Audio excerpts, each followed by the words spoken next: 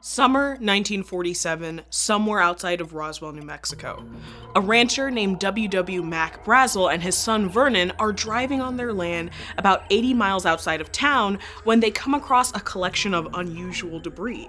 Officials from a nearby army base claim that the strips of rubber, tin, and paper are the remains of a crashed weather balloon, but the idea soon spreads that the material was actually evidence of a UFO that had crashed to Earth. The Roswell incident is still one of the most famous alien conspiracy theories out there, but it's actually just part of a long historical relationship between alien conspiracies, warfare, and the fear of foreign invasion. This relationship shows up in our literature and popular culture from the end of the 19th century through World Wars I and II, right up to today.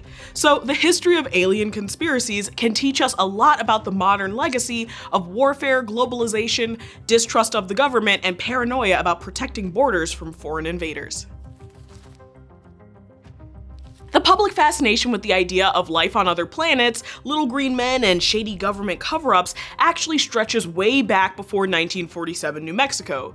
You can actually see it as early as the late 19th century in the genre of fiction called invasion literature. Works in this genre, which really caught on in England, usually depicted Great Britain getting stormed by hostile neighboring countries, primarily France and Germany. So not Mars or whatever planet the guys from Independence Day and Men in Black are supposed to be from. But even though the fears found in invasion literature were expressed in fiction, they were grounded in some very real historical precedents from decades earlier and the Napoleonic Wars. In 1785, French pilots, I guess you'd call them pilots, crossed the English Channel via hot air balloon into Britain, and soon came the growing worries among the British that new technologies would leave them susceptible to aerial attacks. Invasion novels often drew on real advances in military technology, like submarines, chemical agents like anthrax, or hot air balloons, to tell stories about hostile governments or terroristic mad scientists that use these tools to hold the world hostage. From the 1870s to the onset of World War I, the fear of war becoming more lethal often found its way into the popular imagination of England. Invasion lit is largely thought to have kicked off with a novella by George Tompkins Chesney called The Battle of Dorking, Reminiscences of a Volunteer in 1871, which tells the story of a successful foreign invasion in England. But the genre had its first major foray into outer space with H.G. Wells's War of the Worlds in 1897. Wells's novel is considered by many to be the crux of two important genres: invasion literature and science fiction. It tells the story of aliens with superior weaponry coming to Earth and creating fatal chaos until they're ultimately stopped by the deadliest weapon of all: a tiny germ. But Wells and other writers of invasion literature were reflecting very real concerns that were also showing up in the headlines of the day. Concerns that weapons were becoming more lethal and that neighboring countries could be drawn into ongoing conflict by hostile governments.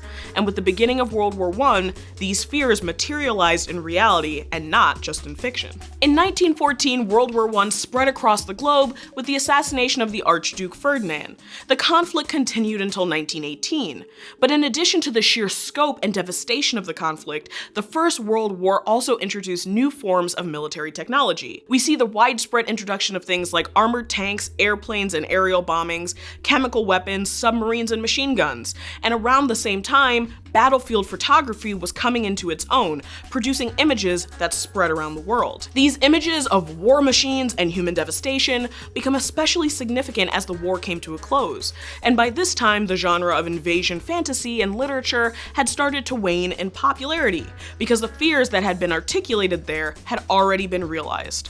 There was no need for fantasy anymore. But what does this have to do with alien invaders? Well, when you think about it, some of the imagery of sci-fi and alien conspiracies borrows heavily from images captured on the battlefields of World War I. Aliens attacking from flying machines, protective gear that resembled gas masks, lasers that could fire multiple rounds like machine guns. In the years between the wars, these became a greater part of the cultural imagination.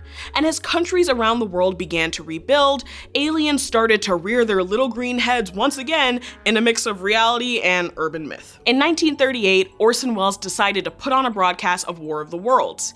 As part of that retelling, telling, Wells had the radio announcer for Columbia Broadcasting Systems interrupt the news to declare that Martians had invaded New Jersey. But today, it's debatable how seriously people took this stunt and how much chaos actually followed. Some sources, like WNYC's Radiolab, state that the panic was widespread, with as many as 1 in 12 listeners believing the hoax was real. But reporters at Slate note that the panic may have been overhyped, since of the 5,000 people polled by the C.E. Hooper rating service on the night of the broadcast, only about 2% said they were listening to Wells's broadcast. Instead, Slate posits that the reports of mass hysteria that are now associated with that broadcast could have been promoted by print newspapers, which viewed radio as their primary competition. But regardless of the fallout from Wells's War of the Worlds broadcast, the uncertainty in and of itself is illuminating. Because if 1 in 12 people really sprinted from their homes into the streets after the broadcast, or if millions of people who didn't even hear the broadcast believed the news that they read in the paper, either way it was because the fear of attack was a present fear that was animated by the shadows of World War I. It also marked one of the first major alien conspiracy theories that combined fiction with reality,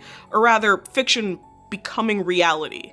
Because the idea of aerial attack was a reality. Hostile foreign soldiers crossing country borders was a reality.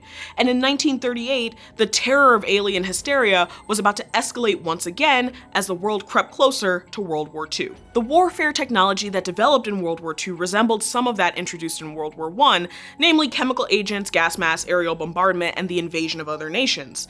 But along with this, the world was also reckoning with the systematic killings of the Holocaust and the dropping of the first atomic bombs in Japan by the US in 1945. The use of nuclear bombs brought new waves of terror about the advancement of military technology in the post-war era. The decimation of Hiroshima and Nagasaki brought about waves of fear that, for the first time in military history, we had the ability to not only wipe out soldiers and civilians caught on the front lines, but to drive humanity into extinction. As a result, the fears stirred up by earlier wars of invasion, bombardment, and superior technologies were now amplified in the aftermath of World War II. But atomic bombs didn't only usher in public fear of military technology. They also brought with them fierce international rivalries between various countries looking to gain access to these new weapons, which brings our timeline right back around to Roswell in 1947. The whole conspiracy that arose from the Roswell crash marked an important point in the alien frenzy timeline, because it's one of the first instances where distrust of the government becomes wedded to the public's fears and theories about aliens. It wasn't until the 1990s that the Air Force finally came forward and clarified that the debris found near Roswell was actually part of a US espionage program called Project Mogul. The program designed, tested, and flew giant high-tech weather balloons equipped with sensors that could pick up reverberations of atomic tests around the world. Couple that cover-up with the secrecy surrounding the Manhattan Project and so many other World War II initiatives, and suddenly we start to see a growing suspicion held by many that government officials have something to hide. The common logic among the alien conspiracy faithful went, if the government can lie about so much, then why wouldn't they lie about aliens? This line of reasoning seems far-fetched to those who might not believe that a few pieces of paper and tinfoil in New Mexico means that there's a larger plot afoot. But keep in mind that the suspicions weren't only about what was found in Roswell, but also what was being tested out in the Southwest. After all, the secret government program known as the Manhattan Project, which led to the invention of the atomic bomb, was working in Los Alamos, New Mexico. And the first successful test of the weapon on July 16, 1945, took place at the Trinity site in southern New Mexico. Whole lot of New Mexico. So people who were swept up in the alien mania of Roswell were rightfully suspicious that government bases had something to hide from the public because they had been hiding something from the public for years. And of course, soon after this came the space race between the US and the Soviet Union, in which the Cold War rivals turned their attention from domination on the ground to domination in space. With the launching of Sputnik 1 in 1957, the Soviet Union sent the first successful object into Earth's orbit, followed by the US's Explorer 1 in 1958. And as stories about space dominated the headlines, so did more earthbound conflicts between the two adversaries, including the construction of the Berlin Wall in 1961 and the Cuban Missile Crisis of 1962. So conflict over space domination and earthly efforts to build military superpowers were at the forefront of the public's mind. And while satellites and astronauts began to circle the globe, so too did stories of alien sightings and government cover-ups. This includes reported sightings in Tehran in 1976, Rendlesham Forest in the UK in 1980, and Belgium in 1989. Although in each of these cases, government officials were asked to investigate and found no evidence of aliens. Or did they?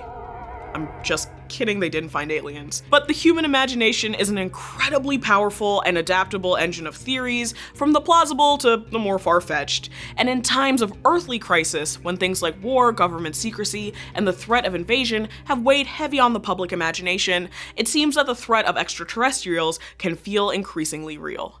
So, what do you think? Have anything else to add? Want to argue passionately with an anonymous stranger in the comment section about why every alien conspiracy theory has some merit?